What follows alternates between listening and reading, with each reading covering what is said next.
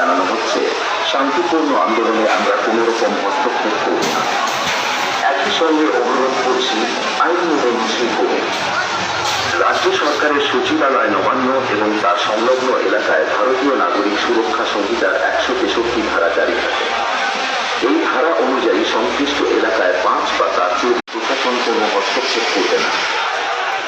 যারা মিছিলে অংশ নিচ্ছেন তাদের পুলিশ প্রশাসনের তরফে জানানো হচ্ছে, শান্তিপূর্ণ আন্দোলনে আমরা কোনো রকম হস্তক্ষেপ করব না। একই সঙ্গে অনুরোধ করছি, আইন মেনে মিছিল করুন। রাজ্য সরকারের সচিবালয় নবান্ন এবং তার সংলগ্ন এলাকায় ভারতীয় নাগরিক সুরক্ষা সংহিতার 163 ধারা জারি থাকে।